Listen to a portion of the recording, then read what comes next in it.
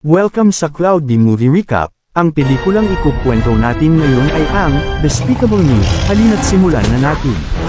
Nagsisimula ang pelikula sa Egypt, kung saan parang normal lang ang lahat habang ang isang grupo ng mga turista ay nag-e-enjoy sa kanilang pagbisita. Ngunit dahil sa isang aksidente, natuklasan nila na ang isa sa mga piramide ay peke dahil may kumuha ng orihinal.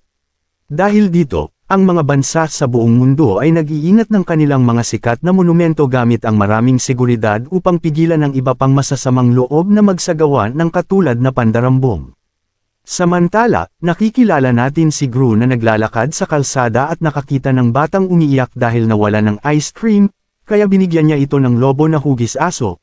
Ngunit agad itong pinatanggal sa mukha ng bata ilang segundo matapos dahil si Gru ay isang masasamang loob na mahilig magdulot ng gulo.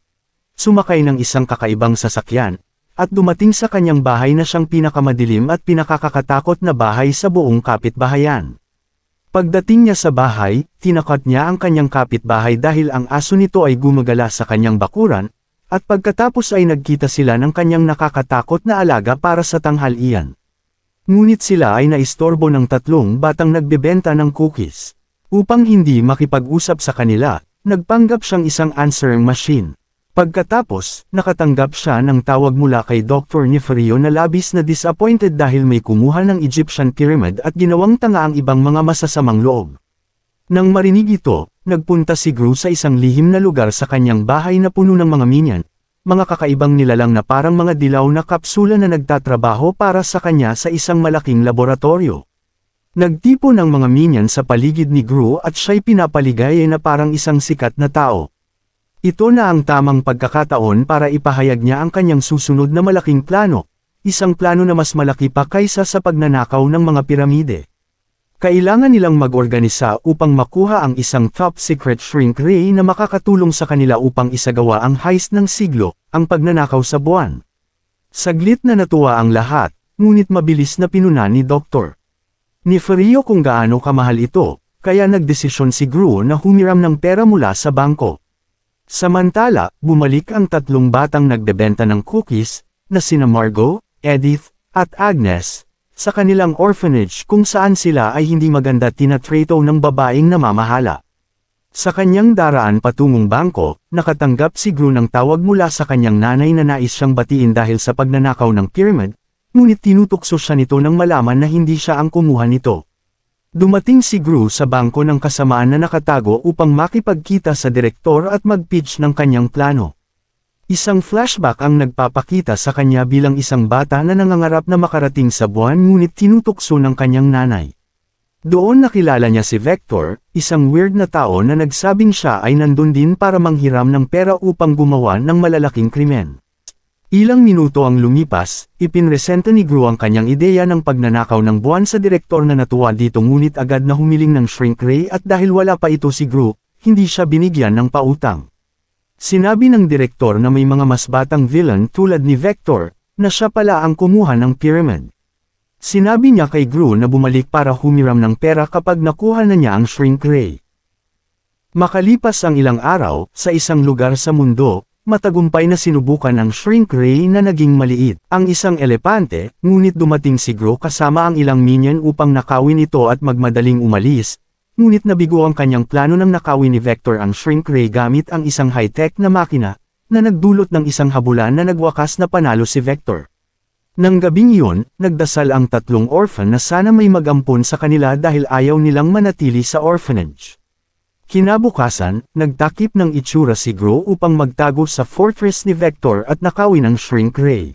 Ngunit patuloy siyang nasasaktan ng mga security measures ni Vector.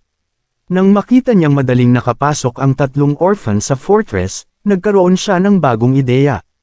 Pinag-utusan niya ang kanyang pinagkakatiwalaang scientist na gumawa ng robot cookies at pagkatapos ay pumunta sa orphanage upang ampunan ang tatlong bata. Ipinakita niya ang kanyang aplikasyon ng ampunan na tinulungan ng mga minion na magsulat ng isang perpektong liham at nakumbinsi ang babaeng namamahala sa pamamagitan ng kanyang talumpati. Ang tatlong bata ay tuwang-tuwa nang makilala ang kanilang bagong mga magulang, ngunit nadismaya sila nang makita si Gru, maliban sa pinakamaliit na bata na agad na niyakap siya. Samantala, si Vector ay naglalaro gamit ang shrink ray, pinapaliit ang lahat ng bagay. Nang makatanggap siya ng isang mysterious na tawag na humihiling na ibalik ito, ngunit sinabi niyang gusto niyang pabagsakin muna si Gru. Pag-uwi ni Gru kasama ang kanyang mga bagong anak, nakilala nila ang kanyang mabagsik na alaga at inayos ni Gru ang isang lugar para sa kanila upang kumain at magbanyo tulad ng mga tuta. Ipinaliwanag ni Gru ang mga alituntunin ng bahay, huwag hawakan ang kahit ano, huwag istorbohin siya habang nagtatrabaho, at walang malalakas na ingay. Pagkatapos, iniwan niya sila para sa susunod na 6 na oras at pumunta sa kanyang lihim na laboratorio upang suriin ang mga bagong imbensyon ni Dr. Nefario, kabilang ang isang anti-gravity serum. Nang aksidenteng makita ng mga bata ang pasukan papuntang laboratorio, nagtanong sila tungkol sa lahat ng nakita nila. Ang isa sa mga robot cookies ay nag-disintegrate sa unicorn ni Agnes at ipinadala ni Gru ang 3 minion upang kumuha ng bagong laruan. Nagpunta sila sa supermarket at nagdulot ng kaunting gulo. Nang malaman ni Gru na gumawa ng kalat ang kanyang mga bagong anak sa bahay, iniutos niyang matulog sila. Sinabi ng panganay na hindi siya tatawag kay Gru na tatay, at tinanong siya ng bunso na magbasa ng isang kwento ngunit hindi siya pinansin ni Gru dahil ginagamit lamang niya ang mga bata sa kanyang plano. Sa kabutihang palad, nakahanap ang mga minion ng bagong laruan para kay Agnes. Kinabukasan, inutusan ni Gru ang mga bata na magbenta ng robot cookies, ngunit oras na para sa kanilang klase sa sayaw kaya dinala niya sila sa dance school muna. Pagkatapos ay pumunta sila sa fortress ni Vector na may dalang isang cart ng robot cookies at madaling nakapasok ang mga bata. Sa ganitong paraan, natukoy ng robot cookies ang shrink ray, pinatay ang vault door, at gumawa ng butas sa pader upang makapasok si Gru kasama ang ilang minion. Naging mahirap ang mga bagay nang aksidenteng tinataka ng mga robot cookies ang butas at naiwan silang lahat sa loob, na nagdulot ng konting gulo.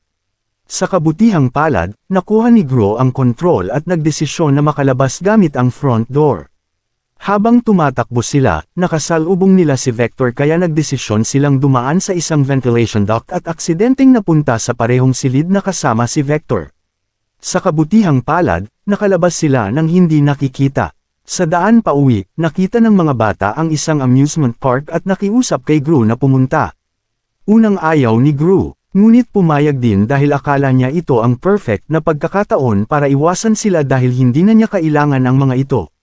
Ngunit nabigo ang plano ni Gru dahil ang mga bata ay masyadong bata at kailangan pa ng isang adult upang sumakay sa roller coaster. Hindi nagtagal, nakita ni Agnes ang isang malaking unicorn plushie at nakiusap na bilhin ito. Tumama ang mga bata sa target, ngunit sinabi ng vendor na kailangan nilang give-in ito kaya hindi niya ibibigay ang premyo.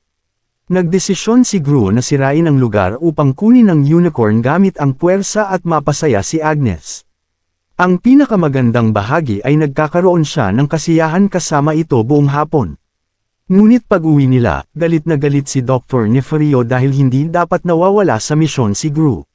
Sa puntong iyon, gumawa si Gru ng video call sa direktor ng Bank of Evil upang sabihin na nakuha niya ang shrink ray at ipaliwanag ang kanyang plano. Ngunit pinutol ng mga bata ang presentasyon, na nagdulot ng abala kaya tinanggihan ng direktor ang pautang, na sinabing matanda na si Gru, distracted, at hindi kasing husay ng mga batang mga villain, na nagpapaalala kay Gru ng lahat ng kanyang childhood traumas dulot ng kanyang ina. Walang ibang magawa, nagtipon si Gru ng mga minions upang sabihin sa kanila ang nangyari at nawala silang sapat na pera para sa moon heist. Sa kabutihang palad, narinig ito ng 3 bata at ibinigay ang lahat ng kanilang ipon upang matulungan siya. Nang makita ito, ang ibang minions ay nagbigay din ng kanilang mga gamit kaya't nagsimula silang magtrabaho gamit ang murang recycled materials at anumang bagay na matutunton upang makagawa ng rocket. Lumipas ang panahon sa kanilang araw-araw na routine at nagsimulang magustuhan ni Gru ang pagiging kasama ang mga bata. Sa kasamaang palad, hindi gusto ni Dr. Nefario ang relasyon na ito dahil nakakalito ito kay Gru mula sa orihinal na plano. Samantala, nakipagkita ang direktor ng Bank of Evil sa kanyang anak na si Vector, na ang tunay na pangalan ay Victor. Pinagalitan siya ng kanyang ama dahil nawala ang shrink ray at ipinangako ni Victor na ibabalik ito agad. Imbes na pagandahin ang kanyang plano, pumayag si Gru na magbasa ng bedtime story upang mapasaya ang kanyang adoptive na mga anak. Sa una, nag-aatubili siya ngunit sa huli ay nagustuhan niya ang sandaling iyon kasama sila. Pagkatapos nilang umalis ng kanilang kwarto, pinaalalahanan siya ni Dr. Nefario na nakatakda siyang pumunta sa buwan sa loob ng 48 oras. Sinubukan ni Gru na kumbensihin siyang ipagpaliban ang launch dahil sabay ito sa ballet recital ng mga bata. Kinabukasan, nagtisi Gru kasama ang mga bata nang dumating ang babae mula sa orphanage upang kunin sila. Sinabi niyang natanggap niya ang liham ni Gru at kahit na nalilito si Gru, pinayagan niya silang umalis. Sa katunayan, ito ay si Dr. Nefario na nagpasya upang puwersahin si Gru na mag-focus sa plano. Sa mga sumunod na araw, nakaramdam si Gru ng lungkot dahil sa pagkakahiwalay sa mga bata. Ngunit inihanda pa rin niya ang misyon at nang dumating ang oras ng launch, isang minion ang naglagay ng ballet recital ticket sa bulsa ni Gru. Nang matapos ang countdown, matagumpay na umalis ang rocket. Dumating si Vector sa tamang oras upang pigilan sila ngunit knockout siya ni Gru gamit ang magnetic gun. Kaya't nakarating si Gru sa buwan at ginamit ang shrink ray upang gawing kasing liit ng orange ang buwan. Natutuwa siya hanggang makita ang ballet recital ticket na lumulutang at napagtanto niyang may oras pa siyang makapunta, kaya't nagmadali siyang bumalik habang ang mga bata ay umaasa na makikita siya sa audience. Nalaman ni Dr. Nefario na pansamantala lamang ang epekto ng shrink ray kaya't sinubukan niyang kontakan si Gru ngunit hindi siya makontak. Kaya't nagpa siya siyang hanapin, si Gru agad. Nagsimula ang ballet recital at misteryosong dumating si Vector sa audience. Sa kabutihang palad, dumating si Gru ng eksakto at nagmadali ngunit natuklasan niyang tapos na ang show. Sa reserve na upuan, nakita niya ang isang liham mula sa mga bata na sa katunayan ay galing kay Vector, na nagpapahayag na kinidnap niya ang mga bata kapalit ng buwan. Nagmadali si Gru at ibinigay ang buwan. Ang problema, nagdesisyon si Vector na panatilihin ang mga bata ng kaunti pang panahon, na ikinagalit ni Gru. Kamangha-mangha, nakaiwas si Gru sa mga atake ni Vector at sa mabagsik na pitang sa fortress. Tumakas si Vector gamit ang flying pod at sinubukang kumapit si Gru, ngunit nawalan siya ng lakas at nahulog. Sa kabutihang palad, dumating si Dr. Nefario at ang mga minions upang iligtas siya. Nagsimula ang isang bagong chase habang ipinaliwanag ng siyentipiko na ang mga bagay na sumisikip ay bumabalik sa kanilang orihinal na laki base sa kanilang masa. Ibig sabihin, mas mabilis bumalik ang mas malalaking bagay. Ang buwan ay nagsimulang lumaki, tinamaan si Vector at gamulong sa pod na nagdulot ng malawakang pinsala.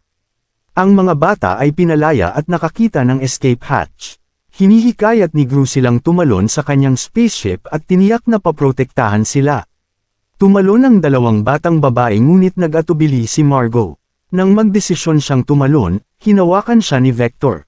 Sa kabutihang palad, aksidenteng tinamaan ni Margot ang buwan at itinulak si Vector na magtamba. Si Margot ay nahulog mula sa lubod at sinundan siya ni Gru, ngunit pareho silang nahulog ng hindi inaasahan.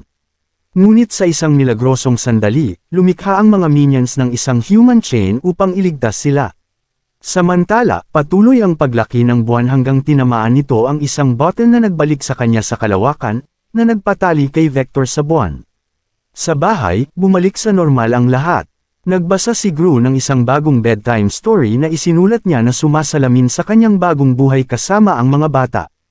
Ang tatlong batang babae ay nagkaroon ng espesyal na ballet show para sa mga minions, kanilang adoptive na tatay, at kanilang bagong lola na sa wakas ay inamin na ipinagmamalaki niya si Gru. Nagbago ang musika at pinaka-convince nila si Gru na sumama sa stage para sa isang grand performance gamit ang kanyang forbidden dance moves, kaya't naging isang masayang pamilya sila. Dito na nagtatapos ang pelikula, salamat sa panunood hanggang sa susunod na video.